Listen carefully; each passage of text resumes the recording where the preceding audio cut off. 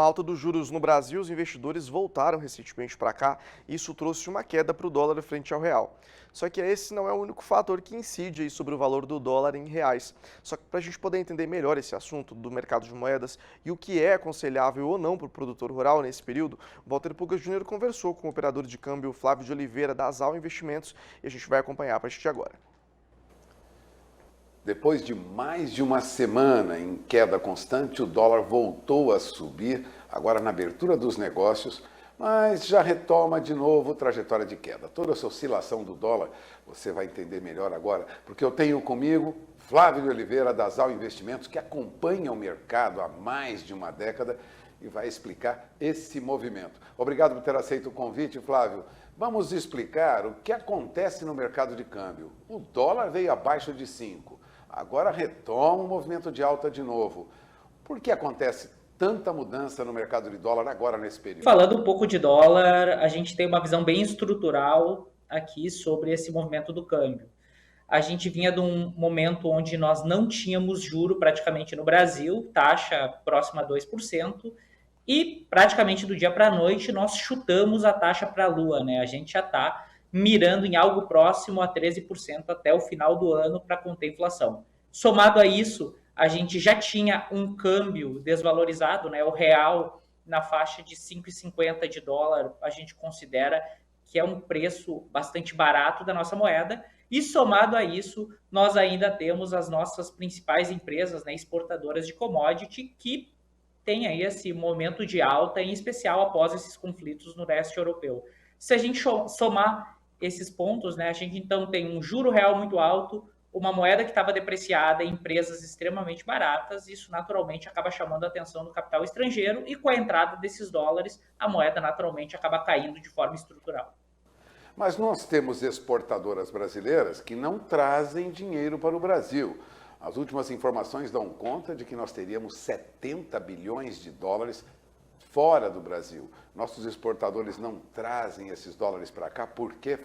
Bom, basicamente, na nossa leitura, esse movimento é uma espécie de hedge que as empresas fazem, né? A gente está em um ano eleitoral, a gente passou nos últimos anos intensos períodos de volatilidade política e fiscal, e sempre lembrando, né, a gente acabou de sair de um momento de pandemia e o nosso fiscal segue fragilizado. A gente tinha a questão do teto de gastos que acabou também sendo furado ao longo do ano passado.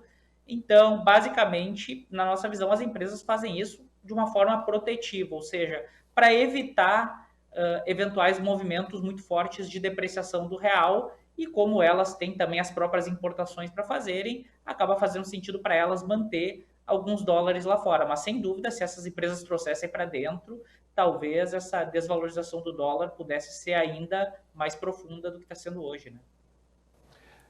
Perspectiva daqui para frente. Qual é? O dólar continuará abaixo de 5? Como vocês, da Asal Investimentos, veem essa situação? Bom, na nossa visão, o dólar ele já está num ponto muito próximo aí do nosso ponto de equilíbrio. Porém, como a gente tem um fluxo muito intenso de entrada, a gente pode ver a moeda negociando a patamares ainda mais baixos. Da mesma forma que a gente achava aí que dólar a 5,50 era bastante caro, porém a moeda pode ficar cara ou barata durante muito tempo antes de convergir para um número, vamos dizer assim, mais sensato. E na nossa visão a gente está bastante próximo disso, tanto que apesar da gente acreditar que a moeda pode se desvalorizar mais por conta de fluxo, os nossos clientes que tinham interesse em dolarizar um pedaço do patrimônio, a gente já está começando esse movimento. Quando o dólar perdeu os R$ 5, a gente já começou de forma, né, moderada esse movimento. A gente separou o patrimônio em algumas entradas e se o dólar continuar nessa trajetória de queda, a gente vai efetuando compras ao longo do tempo. E a gente faz isso por quê? Apesar da gente achar que está num ponto razoavelmente próximo do equilíbrio, nessa região dos 4,70, e achar que um novo fluxo pode empurrar a moeda, talvez, para perto de 4,50, a gente não tenta adivinhar qual é o fundo do poço, né? Porque isso é virtualmente impossível. A gente simplesmente aproveita esses momentos que a moeda está se desvalorizando com relação ao real e vai dolarizando o patrimônio de forma estrutural, sempre focando o médio e longo prazo. Falando agora para o produtor rural, Flávio, o que você diria para esse produtor rural que compra insumos que vem do exterior em dólares e vende seus produtos em reais, muitas vezes para exportação, que aí sim é feita em dólares. O que você diria para esse produtor rural que nos acompanha agora?